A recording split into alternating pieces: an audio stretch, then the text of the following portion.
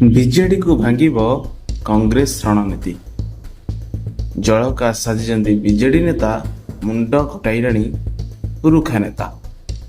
ଟ୍ୱିଟରରେ ସୀମିତ ନବୀନ, ଗ୍ରାଉଣ୍ଡରେ ଆକ୍ଟିଭ ଭକ୍ତ।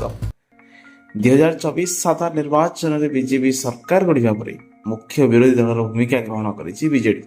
କିନ୍ତୁ ସାମ୍ପ୍ରତିକ ପରିସ୍ଥିତିକୁ ଲକ୍ଷ୍ୟ କଲେ ଏମିତି ଜଣାପଡ଼ୁଛି ରାଜ୍ୟରେ କଂଗ୍ରେସ ବିଜେଡିର ଭୋଟ ବ୍ୟାଙ୍କକୁ ନିଜ ଆଡ଼କୁ ନେବାକୁ ଜୋରଦାର ପ୍ରୟାସ ଜାରି ରଖିଛି। ରାଜ୍ୟରେ ଯେକୌଣସି ପ୍ରସଙ୍ଗ ହେଉନା କାହିଁକି ସବୁଥିରେ କଂଗ୍ରେସ ଆଗୁଆ ହୋଇ ରହୁଛି। କୁହାଯାଉଛି ଦଳର ପୁରୁଖା ନେତାମାନେ କାଳେ ଏନେଇ ରଣନୀତି ପ୍ରସ୍ତୁତ କରୁଛନ୍ତି। ବିଶେଷ କରି ଭକ୍ତଚରଣ ଦାସ ନୂଆ ସଭାପତି ଭାର ଗ୍ରହଣ କରିବା ପରେ ଦଳ ପୁରା ଆକ୍ଟିଭ ମୋଡରେ। ରାଜ୍ୟରେ ଥିବା ବିଜେପି ସରକାର ବାଟ ଓଗାଳିବା ପାଇଁ ବିଜେଡି ବିରୋଧରେ କଂଗ୍ରେସ ତାର ରଣନୀତିକୁ ଶାଣିତ କରୁଥିବା କୁହାଯାଉଛି। ବିଧାନସଭାରେ ନାରୀ ସୁରକ୍ଷାକୁ ମୁଖ୍ୟ ପ୍ରସଙ୍ଗ କରି ଗୃହ ଅଚଳ କରିଦେଇଥିଲା କଂଗ୍ରେସ, କିନ୍ତୁ ଏହି ପ୍ରସଙ୍ଗରେ ପଛରେ ରହିଯାଇଥିଲା ବିଜେଡି। ଖାଲି ସେତିକି ନୁହେଁ, ବାଲେଶ୍ୱରର ଫକୀର ମୋହନ କଲେଜ ଛାତ୍ରୀ ମୃତ୍ୟୁ ଘଟଣାରେ ବିଜେଡିର ନିଷ୍ପତ୍ତି ପୂର୍ବରୁ ଓଡ଼ିଶାର ବନ୍ଦ ଡାକରା ଦେଇଥିଲା କଂଗ୍ରେସ।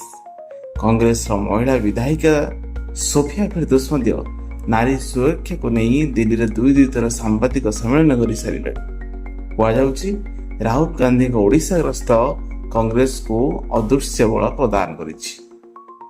ବିଜେପି ସରକାର ବିରୋଧରେ ବିଧାନସଭା ଅନାସ୍ଥା ପ୍ରସ୍ତାବ ଆଣିବାକୁ ନେଇ ଭକ୍ତଙ୍କ ପ୍ରସ୍ତାବ ବିଜେଡିକୁ କାଠଗଡ଼ାରେ ଛିଡ଼ା କରିଦେଇଛି। ରାଜ୍ୟରେ ବିଜେପି ସହିତ ଆରପାର ଲଢ଼େଇ ପୂର୍ବରୁ କଂଗ୍ରେସ ବିଜେଡିକୁ ଦୁର୍ବଳ କରି ନିଜକୁ ଶକ୍ତି ବଢ଼ାଇବା ଯେଉଁ ରଣନୀତି ଆପଣେଇଛି ତାହା କେତେ ଦୂର ସଫଳ ହେଉଛି ତାହା କେବଳ ସମୟ କହିବ। Bureau report, news desk Odia.